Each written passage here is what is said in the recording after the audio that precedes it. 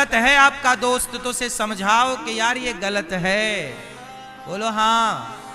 अब कर्ण को पता था कि दुर्योधन गलत कर रहा है, तो कर्ण ने दुर्योधन को समझाया क्यों नहीं?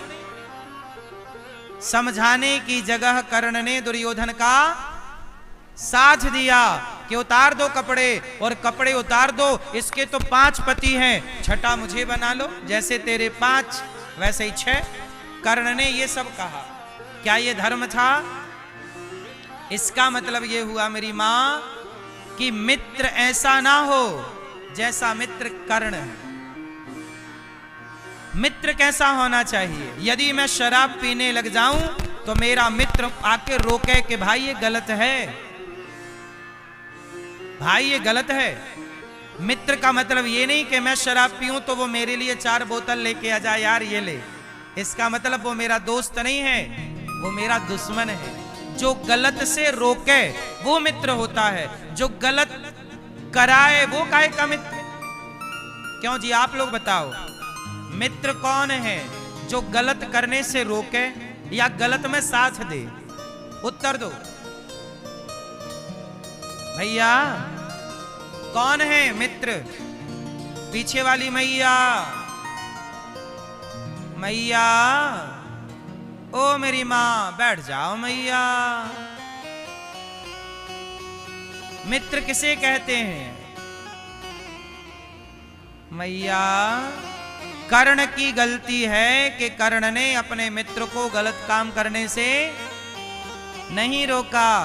तो महाभारत किसकी गलती से हुआ? कर देते धृतराष्ट्र महाराज, पांडवों को 5 गांव दे देते, उनकी भूमि लौटा देते, तो ये महाभारत को पांडवों ने ही रखा। और भीम भैया इनको भोजन देने जाते, और भीम थाली लेके जाते, और धृतराष्ट्र को कहते, ए बुढ़ा ये लो भोजन। रोटी यहां से फेंक देते भीम भैया, ए बुढ़ा ये ले, ये रहा साग, और ये रही एक रोटी, और दूसरी रोटी ये रही। अब धृतराष्ट्र तो अंधे थे, अब धृतराष्ट्र ऐसे करते, भैया कहाँ रोटी? हाँ एक रोटी मिल गई, सुनो एक और दे दो भीम। तो बोले उस कोने में पड़ी है। अब वो ढूंढते हुए, अंधे तो थे, जाते और दूसरे कोने में रोटी उठाते, फिर आगे साग की कटोरी मिलती, फिर खाते। कुत्तों की तरह रोटी देते भीम भैया धृतराष्ट्र को। अब आप लोगों से मेरा सवाल है कि भीम भैया धृतराष्ट्र के साथ सही कर रहे हैं कि गलत? जोर से, जोर से, जोर से, हैं? बहुत दया आ रही है क्यों धृतराष्ट्र पर? बस मेरी मां, ये धृतराष्ट्र महाराज दया के लायक, ये इसी लायक है। क्यों? दया सब पर नहीं करनी चाहिए, दया जरूर करनी चाहिए, पर वो ये धृतराष्ट्र वही धृतराष्ट्र हैं जिन्होंने पांडवों को जिंदा जलाने के लिए लाक्षागृह बनवाया था, और जिंदा जलाने के लिए आग लगवा दी थी उस लाक्षागृह में, और पांडवों को जिंदा जलाने का षड्यंत्र रचा था। ये वही धृतराष्ट्र हैं जिनके सामने इनकी बहू की, पांडवों की पत्नी की लाज लुटती रही और ये शब्द ना बोले। क्या ये न्याय था? भगवान कृष्ण आए, कहा पांडवों को 5 गांव दे दो, भगवान की बात ना मानी ये धृतराष्ट्र महाराज ने। और अब ये उम्मीद करते हैं कि तुम हमें रोटी सम्मान से दो। जब तुमने कभी सम्मान दिया ना हो तो सम्मान पाओगे कैसे साहब? सम्मान दिया है तुमने, तुमने पांडवों को जिंदा मारना चाहा है, जिंदा जलाना चाहा है, और अभी उन पांडवों से रोटी सम्मान के साथ चाहते हो? सम्मान दोगे तो सम्मान मिलेगा, सम्मान नहीं दोगे तो सम्मान। इसलिए धृतराष्ट्र की ये हालत के जिम्मेदार भीम भैया नहीं है, ये धृतराष्ट्र वही हैं कि धृतराष्ट्र ने बोला कि जरा भीम आओ मैं तुम्हें गले लगा लूं। वो गले लगाने के बहाने ना ये भीम को मार डालना चाहते थे। वो तो भगवान ने मोम का बना पुतला पकड़ा दिया तो इन्होंने चूर चूर कर दिया। ये वही धृतराष्ट्र हैं, ये दया के योग्य नहीं है। बस मेरी मां, दया जरूर करनी चाहिए।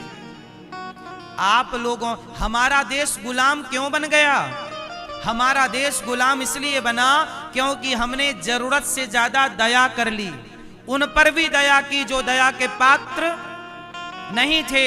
पृथ्वीराज चौहान ने मोहम्मद गौरी को 17 बार छोड़ा। क्या जरूरत थी इतनी दया करने की? एक बार छोड़ा चलो, 2 बार छोड़ा चलो, 3 बार छोड़ा चलो, 4 बार छोड़ दिया, ठीक है दया कर ली। इतनी बार दया तुमने की, और जब तुम्हें उसने एक बार पकड़ा तो उसने तुम्हें एक बार मौका, जब उसने एक बार दया नहीं की तो तुमने भी 17 बार दया क्यों की? मार देते ना मोहम्मद गौरी को तो तुम्हारी आंखें भी ना फूटती, तुम्हारी सिंहासन भी ना जाती, और तुम्हारी पत्नी को जिंदा ना जलना पड़ता संयोगता को।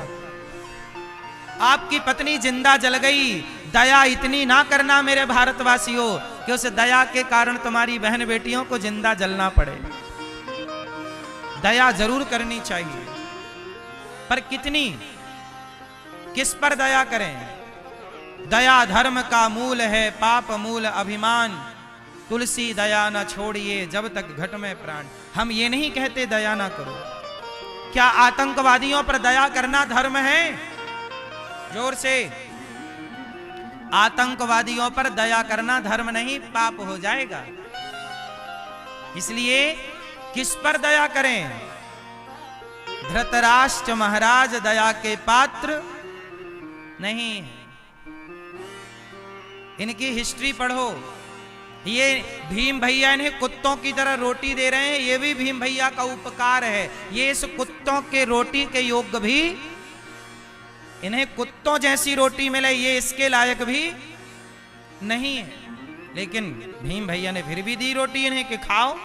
जब आप हमारे साथ गलत ही गलत करेंगे और उम्मीद रखेंगे कि हम आपके साथ अच्छा करें, ना साहब, ये न्याय नहीं होगा। जैसे को भगवान कृष्ण का यही न्याय है। उदाहरण से समझो आप। हमारे कन्हैया न्याय करते हैं। कैसा न्याय करते हैं? अच्छा बताओ, झूठ बोलना धर्म है कि अधर्म है? जोर से, जोर से। झूठ बोलना पाप है, लेकिन भगवान कृष्ण ने ही महाभारत में कहा कि धर्मराज भैया, धर्मराज युधिष्ठिर बोल दो कि अश्वत्थामा मारा गया। झूठ बोलना पाप है, पर भगवान कृष्ण कहते हैं कि बोल दो, कि झूठ बोल दो। भगवान कृष्ण क्या कह रहे हैं? झूठ बोल दो। अब झूठ बोलना पाप है, और एक तरफ भगवान खुद कह रहे हैं कि झूठ बोल दो। क्यों? इसे समझ पाए आप लोग आज तक? आओ हम समझाते हैं आपको बहुत गहराई से। झूठ बोलना पाप है, ये बात बिल्कुल सही है, परंतु आज गुरु द्रोणाचार्य क्या कर रहे हैं जानते हो? निर्दोष सेना को मार रहे हैं, चला रहे हैं बाण। शक्तिवान हैं, शक्तिशाली हैं, तो निर्दोष प्रजा को मार रहे हैं, निर्दोष सेना को मार रहे हैं। तब भगवान ने कहा इनको रोकना पड़ेगा। कैसे रोकेंगे? बोले सच से रोकेंगे नहीं तो झूठ से रोको। तो हवा फैला दी कि इनका बेटा अश्वत्थामा मारा गया। भगवान ने कह दिया कि धर्मराज कह दो कि अश्वत्थामा मारा गया। धर्मराज बोले मैं नहीं बोलूंगा झूठ। तब भीम से कहा कि अश्वत्थामा नाम का जो अपना हाथी है इसे ही मार दो। मार दिया हाथी को, ये मर गया हाथी। बोले अब तो बोल दो। बोले बोल दे रहा हूं। तो बोल दिया। सबसे सूचना मिली तो गुरु द्रोणाचार्य ने सबकी बात नहीं सुनी। धर्मराज युधिष्ठिर पे भरोसा था कि ये बंदा कभी झूठ नहीं बोलेंगे। तो बताओ धर्मराज, अश्वत्थामा मारा गया क्या? तो कह दिया धर्मराज युधिष्ठिर ने अश्वत्थामा मारा गया, पर बोल दिया कि नरोवा कुंजरोवा, वो हाथी मारा गया कि नर मारा गया। इतना बोला कि भगवान ने शंख बजा दिया। समझ में नहीं आया और उन्होंने अपना धनुष रख दिया गुरु द्रोणाचार्य ने। और तब धृष्टद्युम्न तलवार लेकर आता है और तलवार लेकर के गुरु द्रोणाचार्य का सिर काट देता है। अधर्म से मारे गए कि नहीं? अब सवाल खड़ा हुआ कि जो भगवान सत्य की स्थापना करने आए, परित्राणाय साधूनां विनाशाय च दुष्कृतां धर्म संस्थापनार्थाय संभवामि युगे युगे, जो स्वयं धर्म की स्थापना करने आए, वो कृष्ण ने भला झूठ बोलने के लिए क्यों कहा? क्योंकि झूठ बोलना भी कई बार धर्म हो जाता है। कहां? जहां समाज की सेवा हो रही हो, यदि आपके झूठ बोलने से हजारों निर्दोष लोगों की प्राणों की रक्षा हो रही हो, तो वहां झूठ बोल देना चाहिए। उस सेना की रक्षा के लिए भगवान ने झूठ बोला। कई जगह ऐसी हैं जहां झूठ बोलना भी धर्म है। झूठ बोलना भी कहां झूठ बोले, कहां ना बोले? बोलो मेरी मां, कहां झूठ बोलना चाहिए? आपके झूठ बोल देने से यदि गौ माता, अच्छा चलो, एक कसाई गाय ले जा रहा था और उसके हाथ से गाय छूट गई और आपसे पूछा कि भैया ये गाय कहां गई, और आपने बता दिया कि वो रही गाय। आपने सच बता दिया कि गाय ये रही, तो कसाई ले जाएगा गाय को, काट देगा। आपने सच बोला, लेकिन इस सच बोलने के कारण आपको नरक जाना पड़ेगा, क्योंकि आपने सच बोल दिया। बोलो हाँ। यदि आपके सच बोलने से गाय मर रही हो तो वो सच पाप है, और आपके झूठ बोलने से गाय की रक्षा हो रही हो तो वह झूठ भी पुण्य है। इसलिए जहां स्वयं का स्वार्थ ना हो, अपने स्वार्थ को किनारे रख के यदि समाज के हित के लिए झूठ बोला जाए तो वह झूठ भी सच ही है। ये न्याय है, ये नीति है, ये धर्म है। बोलो हाँ। अब उदाहरण से समझो, भगवान राम ने बाली को मारा। मैया, ओ मोबाइल वाली मैया, बैठ के बना लो वीडियो मेरी मां। पीली मैया, काहे खड़ी हो गई मेरी मां? हर थोड़ी थोड़ी देर में मैया को पता नहीं क्या हो जाता है। फिर मैं खड़ी हो जाऊंगी, फिर मैं बैठ जाऊंगी, फिर खड़ी हो जाऊंगी, फिर बैठ जाऊंगी। थोड़ा यहाँ बैठी हूँ, अब वहां बैठूंगी, फिर वहां से उठूंगी, फिर यहाँ बैठूंगी। हाँ, इधर चली मैं उधर चली, पता नहीं मैं किधर चली। चली चली बस। सुनो, झूठ बोलना पाप है, पर दया कितनी करें? जो दया का पात्र है उस पर दया जरूर करनी चाहिए, और जो दया का पात्र ना हो उस पर दया। हाँ, आपकी सास दया की पात्र है कि नहीं? थोड़ी सास पे दया करो, बुढ़ापे में रोटी वोटी देती रहो मेरी माँ। और मैया बहू दया की पात्र है कि नहीं? बोलो हाँ। बहू पे भी दया करो, वो भी आपकी बेटी है। सुनो, देखो धर्म कितना सूक्ष्म है, समझ की बात है। भगवान राम ने बाली को मारा, बोलो हाँ या ना? मारा कि नहीं? सामने से मारा कि छिप के मारा? राम जी ने बाली को कैसे मारा? जोर से, सामने से मारा। क्यों नहीं मारा? राम जी सामने से क्यों नहीं मारे? कहते हैं कि बाली के सामने जो जाता उसकी आधी सामने वाले की ताकत बाली पे आ जाती, ऐसा सुना है। लेकिन ये बात राम जी पे लागू नहीं होती, क्योंकि राम भगवान है। राम चाहते तो सामने से मार सकते थे। और आप लोगों ने सुना होगा कि बाली के पास ऐसी कोई ताकत थी, कोई वरदान था, लेकिन इस वरदान के बारे में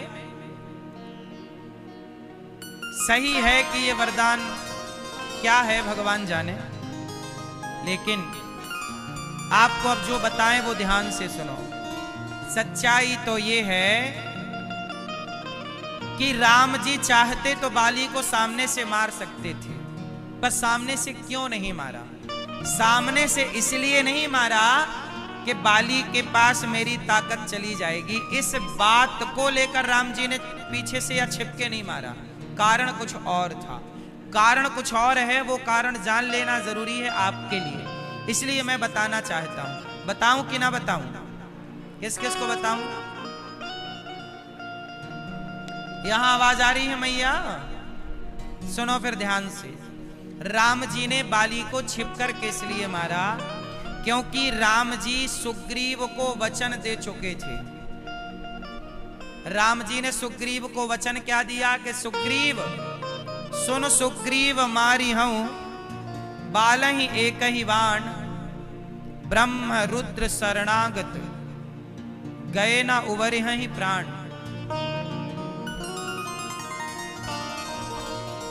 क्या कहा? राम जी ने कहा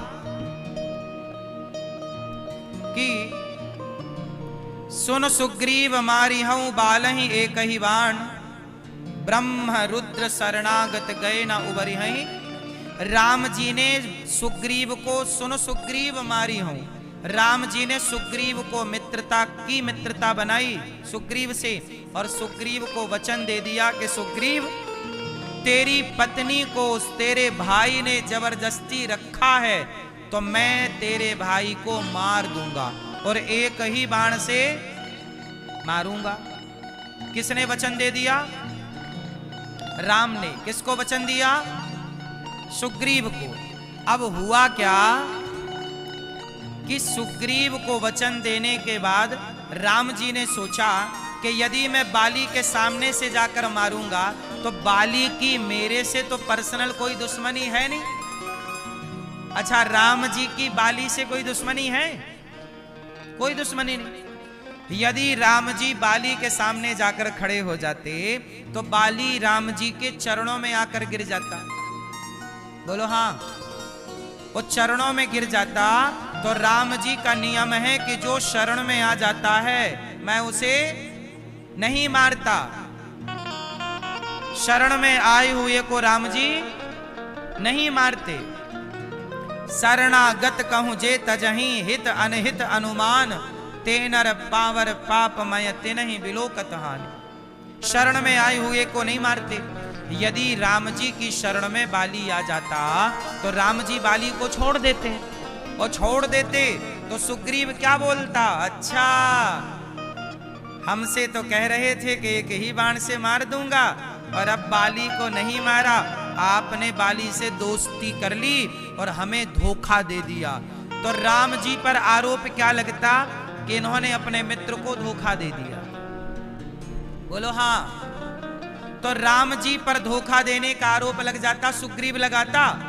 यदि राम जी बाली से हाथ मिला लेते, शरण में आ जाता, उसे गले लगा लेते, तो सुग्रीव आरोप लगा देता कि नहीं कि आप तो बाली से मिल गए। इसलिए राम जी को लगा कि इसके सामने से तो मैं इसे मार नहीं सकता। तो राम जी पेड़ की ओट में खड़े होकर के और बाण मारा, छाती पे जाके बाण लगा। बाली बोला कि आपने मुझे क्यों मारा? राम जी ने कहा, सुनो, पिता दीन मोहि कानन राजू, मुझे जंगल का राजा पिता दशरथ जी ने बनाया है, और जंगल का राजा हूं तो जंगल में जितने अन्याय करने वाले लोग हैं उन अन्याय करने वाले लोगों को दंड देना मेरा धर्म है। तो बाली ने कहा, मैंने कौन सा अन्याय किया? तब राम जी ने कहा कि बाली सुन, अनुज बधू भगनी सुत नारी, सुन सठ कन्या समय चारी, इन्हीं को दृष्टि बिलोकय जोई, ताही बधे कछु पाप न होई। तूने अपने छोटे भाई की पत्नी को अपनी पत्नी की तरह रखा है, बोल ये धर्म है कि अधर्म है? बोलो, अधर्म है। तो बाली तूने क्यों रखा है? तो बाली बोला, मैं तो बंदर हूं। बाली बोला, मैं तो बंदर है, मैं तो कुछ भी कर सकता हूं, मैं तो बंदर हूं। राम जी बोले, ना, तू सामान्य बंदर होता तो मैं तुझे छोड़ देता, पर बता, बंदर कभी कहीं का राजा हुआ क्या? तू तो किष्किंधा का